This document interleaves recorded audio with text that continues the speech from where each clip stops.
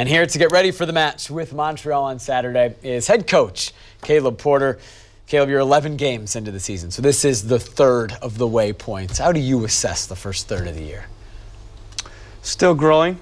You know, we're still hopefully just scratching the surface of the team we can be.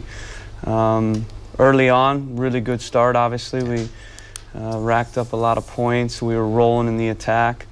Last, 3-4 games, we've been missing some spokes in the wheel.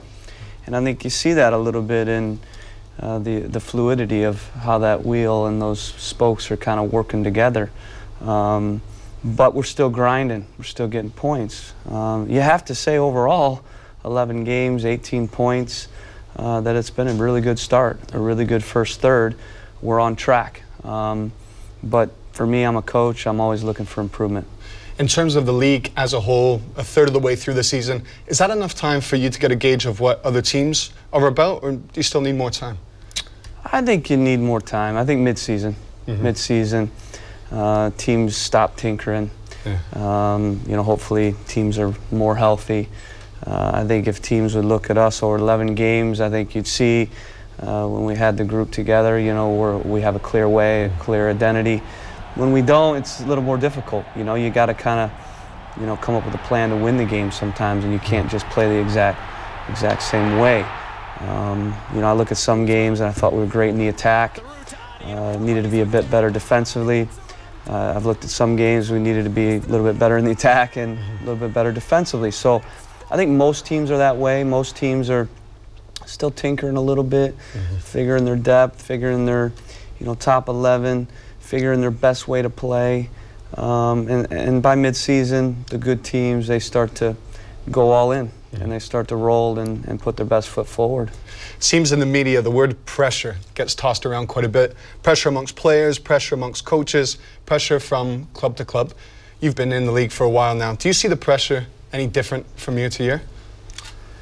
No, not really. I think you get more experienced in managing it. I think that's a real key. Obviously, I came from college and the pressure was different.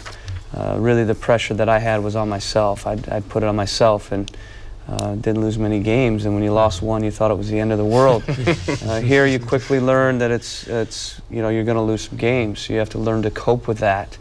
And the pressure, obviously, in the public spotlight is much greater. So I think you just learn over time to focus on what you can control, not worry about the other things, have thick skin. Believe in yourself, believe in what you're doing, but also you can't be stubborn. You have to make changes, but you can't be a fan. I'm a coach, I'm not a fan. Fans can kind of discuss what happened, what went right, what went wrong. They can be an armchair quarterback. It's easy to get caught up in that. I'm not a fan, I'm a coach. And I have to keep perspective always on what's happening, because you can get warped and you can lose sight of what's really happening on the pitch. So as you do that and as you take the perspective of the season as a whole, where you're at in the season, how much do you look at kind of stretches of games? This is a tough one for you guys, 4 of 5. When you're planning at the beginning of the year, do you kind of pick out a stretch like this and say that could be tough? As you're going through the year, do you look ahead? How do you handle that? Yeah, I think you have to always approach the process the same every week, and you're going to go into every game hopefully preparing your team to win the game. And you can never lose sight of that short term. Obviously, the long term is the end of the year and what you're going to accomplish, and the goals that you have, and winning trophies and being in the playoffs and getting the highest seed. That's the long term. But I believe in a kind of a medium term. Where you have to, whether it's 5 games, a period, with your eye around the corner, third of the season, kind of chunking it. It's really important to know what's ahead. I think that's the key. You can't focus so much on the one game at a time that you lose sight of what's around the corner. And the more I do this, the more I'm prepared for 3-4 games from now. Sure. And not just the opponent, but we're going to lose guys for international duty. Predicting, perhaps, we're going to need to freshen up and rotate the squad. Looking at the opponent and saying, this might be a good time to throw a wrinkle in. And also understanding East, West, and just making sure that you peak at the right time, because that's the most important thing. Next up for Caleb and the Timbers, Saturday date in Montreal. Let's hear from some of the Timbers on the challenge of traveling to Montreal to add to their training report.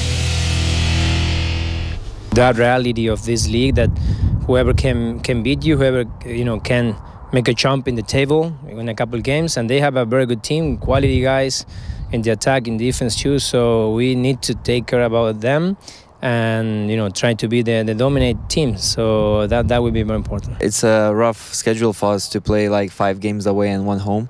So it's going to be next 2 interesting away games where I think we need to steal some points and take some victories to get the confidence back, to get back in a victory point, because we're kind of hungry. And yeah. Ross, local Ford stores look ahead on Montreal, who sit at the bottom of the East. Yeah, well, they're struggling being on the bottom of the table, and one big-time player who has had a rough go to start the season is this man, center back Laurent Simon.